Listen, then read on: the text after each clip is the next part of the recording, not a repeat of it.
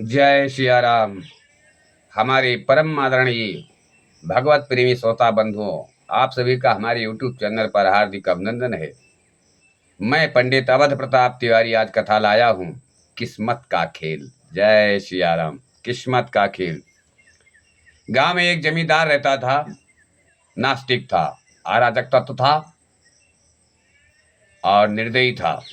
उसके यहाँ एक हरवाह काम करता था। हरवाह का नाम था लाले। लाले का एक दिन क्या हुआ, पत्नी की तबीयत खराब हो गई तो जमींदार के यहाँ गया। 18वीं सदी की बात है। तो लाले गया, जब जमींदार के पास रोने लगा, कहने लगा मेरी बीवी की तबीयत बहुत ज़्यादा खराब है, आप कृपा करके मुझे 50 रुपया कर्जा दे देंगे तो शायद मैं अपनी बीवी की तबीयत ठीक करा लूँ। जय सिया राम। जमींदार ने कहा ठीक है, 50 रुपया ले जाओ, लेकिन काम बराबर होना चाहिए, काम में कमी आई तो तेरा हाथ पैर तोड़ डालूंगा। जय सिया राम। जमींदार ने 50 रुपया दिया और भाई 50 रुपया पाया बेचारा, तो बीबी की दवा कराने के लिए चला गया। वैद्य के पास गया। खुदा न खास्ता वैद्य के पास पहुंचा, पैसा भी 50 रुपया भी उसका खर्चा हो गया। पहले 50 रुपया बहुत होता था। बीबी भी मर गई। घर पे लौट कर आया, क्रियाक्रम में लग गया। काफी दिन हो गया, हफ्ता 10 दिन हो गया काम पे। जब क्रियाक्रम कर लिया उसके बाद में गया जमींदार के यहाँ। जमींदार के यहाँ पहुंचते ही जमींदार ने उसको पीटने लगे लेके लठ, कि साले इतना दिन से तुम गायब थे, बताओ मेरा 50 रुपया लेकर गए हो, तुम हर जा इतना दिन के बाद आ रहे हो। बहुत मारा, अब इतना मार दिया कि बेचारी की मृत्यु हो गई। मात्र उसके पास एक लड़का था, लाले के पास। अब वो लड़का छोटा था तो उसको भाई पटीदार लोग बुला लेवे और गोबर कढ़ावे, घास छिलावे, काम करावे, अपना छोटा छोटा काम करा लेवे। जमींदार को मालूम पड़ा कि इसके लाले का लड़का भी है, तो 50 रुपये के बदले वो लड़के को लेकर गया। वो गोबर कढ़ाने लगा और बहुत मारता, खाना नहीं देता, भोजन नहीं देता, बहुत परेशान करता बालक को। बालक कम से कम 10-12 साल उसके यहाँ काम किया, पर वो 50 रुपया उसका पटा नहीं। 10-12 साल काम किया लेकिन वो 50 रुपया उसका पटा नहीं।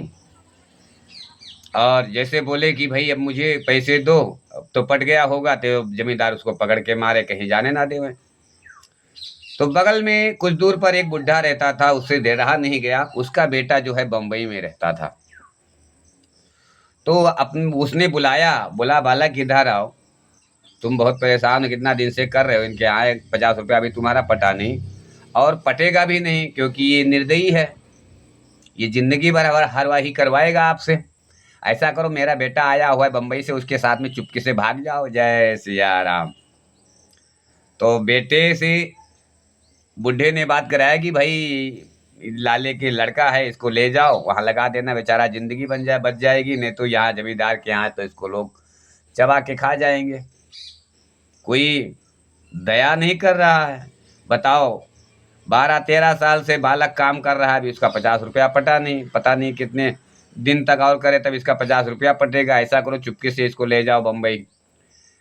तो भाई बम्बई के लोग तो अक्सर होते हैं ना, बड़े बले होते हैं, बड़े बले। बम्बई से लोग आएंगे तो बोलेंगे मेरा 4-5 बंगला है, 10-20 गाड़ियां हैं और बहुत सारे मेरे बिजनेस चल रहे हैं, लेकिन होता कुछ नहीं। जय सिया राम। जब तक जेब में रहेगा तब तक बिजनेस, जब खत्म हो गए, जब हो जाता है पैसा जेब से, तो वो तम्बाकू मांग के खाते हैं, फिर चले जाते हैं। बम्बई में रहने वालों लोगों का ऐसे ही है, यही तकाजा है। जय सिया राम। तो बाप के सामने तो बड़ी बड़ी बातें की थी, तो बाप ने वो बेचारे को उनके साथे लगा दिया। ले तो गए, वहाँ बीटी स्टेशन पर पहुँच गए बम्बई में। और बीटी स्टेशन पर बूढ़े का लड़का क्या बोला लाले के लड़के को कि यहीं बैठो, मैं थोड़ा अलग शंका होके आता हूँ, फिर साथ में चलेंगे। और बीटी स्टेशन पर ही उस लड़के को छोड़ के चले गए। अब वो बेचारा बीत गया, रात बीत गई, लुखे लोग मारते पीटते, कहाँ से आए हो, क्या करता, ये परेशान हो गया, भूखा हो गया, बहुत भूख से तड़पे बालक। अब 2 दिन वही फुटपाथ पर बैठा वो रोता रहा बालक।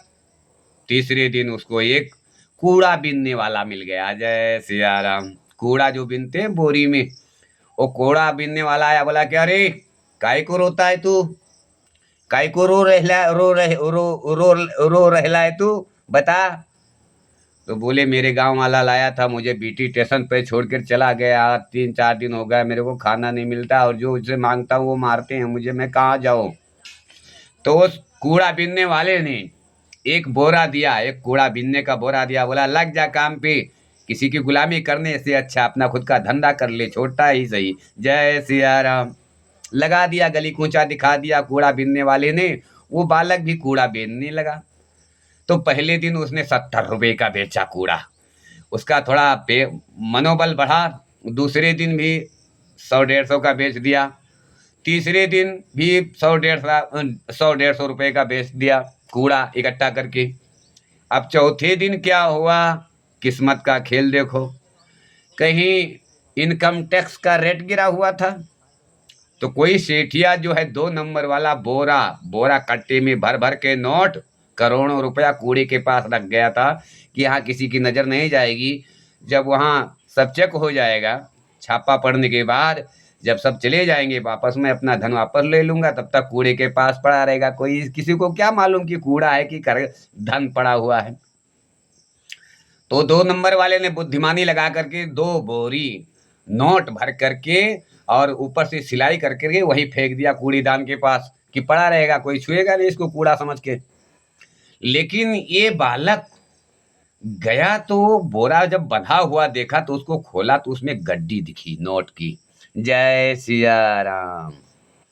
एक बोरा खोला तो उसमें पूरा नोटों की गड्डियां 500 की सब गड्डी पड़ी हुई है। और दूसरा बोरा खोला तो उसमें भी 500 की गड्डी पड़ी हुई है। फिर उसने दिमाग लगाया कि ये हल्ला मचाने की जरूरत नहीं है, वहीं से उसने टैक्सी बनाया, टैक्सी। और अपने भारत उत्तर प्रदेश के लिए टैक्सी बनाया और टैक्सी में दोनों बोरा लोड कर दिया और थोड़ा अपना नोट निकाल लिया था रास्ते खर्चे के लिए और टैक्सी पकड़ करके अपने गांव में आ गया और ठाकुर साहब का 50 रुपये के बदले 50,000 दिया और वो हवेली बना दिया, ऊंची ऊंची हवेली, बड़े बड़े ट्रांसपोर्ट उसके। और वही एक जो बालक गोबर काट रहा था जिसे लोग बीटी स्टेशन पर भी ला जाके छोड़ दिए, आज वो अरबों खरबों पति बना हुआ है। तो कहते हैं किस्मत का खेल, किस्मत भी कभी किसी को कमजोर मत समझो, हमेशा दूसरों पर दया करो, परोपकारा पुरो धर्मा। सबने, जिसका कोई नहीं होता है उसका होता है ऊपर वाला। तो आज की कथा कैसी लगी, अच्छी लगी तो चैनल को सब्सक्राइब जरूर करें। जय सिया राम, जय भोलेनाथ।